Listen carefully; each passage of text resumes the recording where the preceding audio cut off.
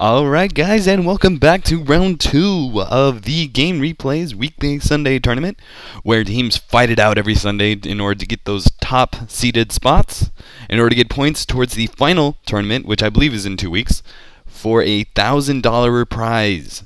So, very, very exciting. We're getting down to right into the end. Newer teams are trying to work their hardest to get those really high spots so they can get in the final tournament. And then other more well-known teams like T7H, who have already, T7H won the tournament last week. They're looking to take another shot at it this week. Really, they're working to get a higher seed so they don't have to fight those better teams early on. They want to get that higher seed so they can make it to the finals. So it can all come down to that. So, very exciting matchups. T7H versus TXL bands already going on.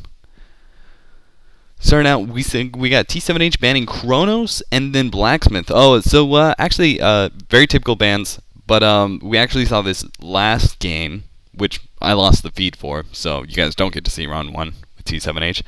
Sorry about that. But typical bans for T7H, they don't like running against Kronos or Blacksmith.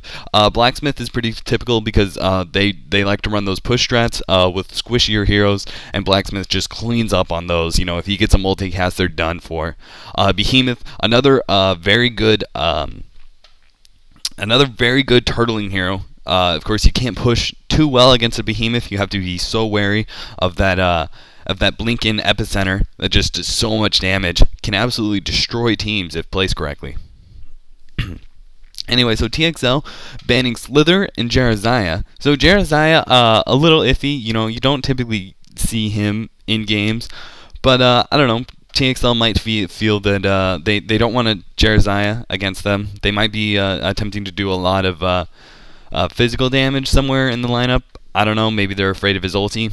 So, but also banning that Slither. T7H has run excellent Slithers in the past. It's really such a versatile hero, throwing those wards around, great babysitting, etc.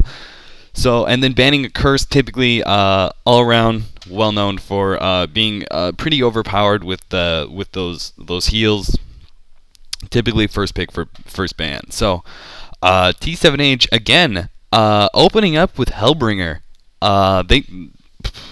I don't know what's up, but typically we've seen Hellbringer banned so much in the past, but this time T7H, the last 2 games, they've been able to first pick Hellbringer, and last game it worked out really well for them. They ran a push strat. T7H ran Hellbringer solo mid. He of course dominated pretty heavily. He's such a great harassing hero, and he doesn't have to worry about harassment back due to Life Void. So all around, he dominated his lane, got some really fast farm up, and in the end, took out. Actually, I've already forgotten their name. So whoever was in round 1. TXL countering with a Demented Shaman Corrupted Disciple pick. So Corrupted Disciple, great solo mid, possibly going to be able to win a lane against Hellbringer. It's a little iffy, of course, Hellbringer being able to do so much damage with Hellboil. Corrupt Disciple is really going to depend heavily on getting some good bottle runes. And then, of course, D-Sham being such a great babysitter. T7H going for Ophelia Magnus as their second, third pick. Ophelia being, throwing Ophelia in the forest and then coming out for ganks. It's just so incredibly powerful. So they might run another hero as a solo top. If they run Hellbringer solo mid, they can run another solo top while Ophelia is in the forest jungling and getting good ganks off. And then we're going to see some sort of aggressive lane with Magnus at bottom. Okay, so whoa, there it is. TXL, this is why they banned Jeraziah. Okay, so right away, out of the gate, they have D-Sham and Corrupted Disciple. Corrupted Disciple doing huge amounts of physical damage with his Corrupted Conduit and his ulti. And then D-Sham having that ulti, he's great babysitting, great babysitter. And his heal nuke is actually physical damage. On top of that, his ultimate reduces the armor in a large AoE over time of the enemy heroes. Well, so they follow up with their second, third pick as Deadwood, Pestilence. Both heroes doing a ton of physical damage. Pestilence also having an armor reduction. His ultimate, throwing Swarm on, does huge amounts of instant armor reduction.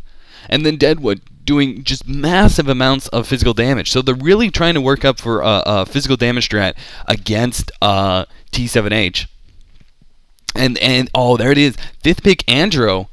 I gotta say, this is gonna be really interesting for TXL. Andro, also an armor reducer, and right now their lanes are actually pretty good too. I mean, they're running a D-Sham Pesty at bottom. That's pretty typical, of course. You know, Pestilence gets in range, stunned. You know, throw the heal nuke, poison, all that. And then they're running an Andro Deadwood up at top, really aggressive lane with targeted stuns. And overall, you know, you get a stun from Andro, a grasp from Deadwood, and then Deadwood just beats on him while he has reduces armor from Andro's Aurora.